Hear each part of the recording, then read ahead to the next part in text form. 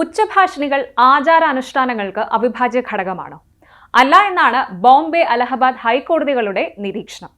വ്യത്യസ്ത ഹർജികളിലാണ് നിരീക്ഷണങ്ങൾ വന്നിട്ടുള്ളത്. ആരാധനാലയങ്ങളിൽ ഉച്ചഭാഷിണികൾ വേണോ വേണ്ടയോ എന്നൊക്കെ കുറേ നാളുകളായി ചർച്ച ചെയ്യപ്പെടുന്ന വിഷയമാണ്. ഒരു തർക്ക വിഷയം എന്നും പറയാം.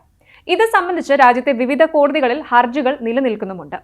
ഇതിനിടെയാണ് ഹൈക്കോടതികളുടെ ഏറ്റവും പുതിയ നിരീക്ഷണങ്ങൾ വന്നിട്ടുള്ളത്.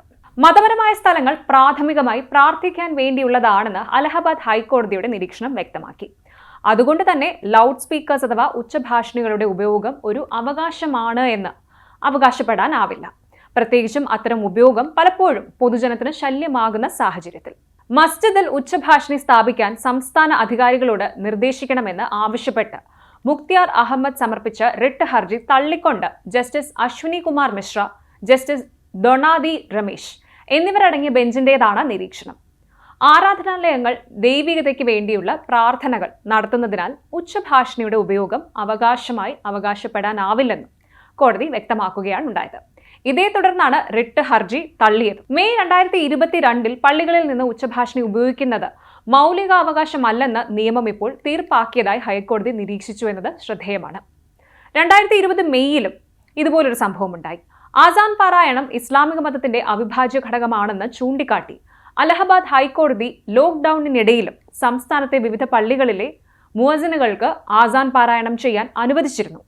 എന്നാൽ ഇതിനായി മൈക്രോഫോണുകൾ ഉപയോഗിക്കുന്നതിനെതിരെ കോടതി കർശന നിരീക്ഷണം നടത്തിയിട്ടുണ്ട്. 2022 അലഹബാദ് ഹൈക്കോടതി ക്ഷേത്രത്തിലും അതുപോലെ പള്ളിയിലുമൊക്കെ ഉച്ചഭാഷിണി ഉപയോഗിക്കുന്നതായി ബന്ധപ്പെട്ട് സമർപ്പിച്ച കോടതിയലക്ഷ്യ ഹർജി തള്ളിക്കളഞ്ഞു. ഇത് സംസ്ഥാന തിരഞ്ഞെടുപ്പ് കണക്കിലെടുത്ത് സംസ്ഥാനത്തിന്റെ സാമുദായിക സൗഹാർദ്ദത്തെ ബാധിക്കാൻ ഉദ്ദേശിച്ചുള്ള സ്പോൺസർ ചെയ്ത വ്യവഹാരമാണെന്നും അന്ന് നിരീക്ഷണം വ്യക്തമാക്കി. ഇപ്പോഴത്തെ ഇതിനൊക്കെ പിന്നാലെ ഉച്ചഭാഷിണികളുടെ ഉപയോഗം ഒരു മതത്തിന്റെയും അവിഭാജ്യ ഘടകമല്ല എന്ന് ബോംബെ ഹൈക്കോടതിയുടെയും വാക്കുകൾ. ഉച്ചഭാഷിണി ഉപയോഗം ഒരു മതത്തിന്റെയും അനിവാര്യ ഘടകമല്ല എന്നും അതിന് അനുമതി നിഷേധിച്ചാൽ മൗലികാവകാശം ലംഘിക്കപ്പെടില്ല എന്നും ബോംബെ ഹൈക്കോടതി വ്യാഴാഴ്ച വ്യക്തമാക്കി.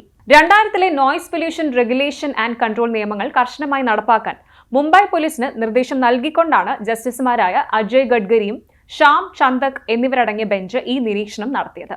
ശബ്ദ മലിനീകരണ മാനദണ്ഡങ്ങൾ ലംഘിച്ചതിന് മസ്ജിദുകൾക്കും മദ്രസകൾക്കുമെതിരെ FIR രജിസ്റ്റർ ചെയ്യണമെന്ന് ആവശ്യപ്പെട്ട് മുംബൈയിലെ കുർല, ചുനഭട്ടി മേഖലകളിലെ 2 റെസിഡൻസ് അസോസിയേഷനുകൾ സമർപ്പിച്ച ഹർജികൾ പരിഗണിക്കുകയായിരുന്നു ബോംബെ കോടതി. നിരോധിത സമയത്തിനും അനുവദനീയമായ ഡെസിബൽ പരിധിക്കും അപ്പുറം പ്രദേശത്തെ പള്ളികൾ പോലുള്ള മതകേന്ദ്രങ്ങളിൽ ഉച്ചഭാഷിണികളും ആംപ്ലിഫയറുകളും ഉപയോഗിക്കുന്നതിനെതിരെ നടപടിയെടുക്കുന്നതിൽ പോലീസ് പരാജയപ്പെട്ടുവെന്ന് ആരോപിച്ചാണ് ഹർജി കൊടുത്തിരുന്നത്. എന്തായാലും സർക്കാരിനോടും പോലീസിനോടും നടപടിയെടുക്കാനും കോടതി നിർദ്ദേശിച്ചിട്ടുണ്ട്. നിയമലംഘകർക്കെതിരെ കർശന നടപടിയെടുക്കാൻ മുംബൈ പോലീസിനോട് ഹൈക്കോടതി നിർദ്ദേശിക്കുകയും അത്തരം സ്ഥലങ്ങളിൽ ഉപയോഗിക്കുന്ന ഉച്ചഭാഷിണികളുടെയോ അതുപോലെ PS-ന്റെയോ ഒക്കെ ഡെസിബൽ പരിധികൾ സ്വയം ക്രമീകരിക്കുന്നതിനും കാലിബ്രേഷൻ ചെയ്യുന്നതിനും പോലീസ് അധികാരികൾക്ക് നിർദ്ദേശം നൽകുന്നത് ഗൗരവമായി പരിഗണിക്കണമെന്ന് സർക്കാരിനോടും ആവശ്യപ്പെട്ടു. ഈ നിരീക്ഷണങ്ങൾക്കൊപ്പം ചേർത്ത് വായിക്കേണ്ട ഒന്നുകൂടിയുണ്ട്. കേൾവിക്കുറവ്, ഉറക്ക അസ്വസ്ഥതകൾ, അതുപോലെ ഹൈ ബ്ലഡ് പ്രഷർ, ഹൃദയ സംബന്ധമായ പ്രശ്നങ്ങൾ തുടങ്ങി നിരവധി പ്രത്യാഘാതങ്ങളുണ്ട് ശബ്ദ മലിനീകരണത്തിന്. മനുഷ്യന്റെ ആരോഗ്യത്തിന് അപകടകരമാണ്. ഇനി കോടതികളുടെ നിരീക്ഷണത്തിലൂടെ ഒരു തർക്കം അവസാനിച്ചു എന്നും പറയാറായിട്ടില്ല. ഹൈക്കോടതിയിൽ നിന്ന് പരമോന്നത കോടതിയിലേക്കും പോകാനുള്ള സാധ്യത തള്ളാനാവില്ല. അങ്ങനെയെങ്കിൽ ഇനി തീരുമാനം സുപ്രീം കോടതിയുടേതാണ്.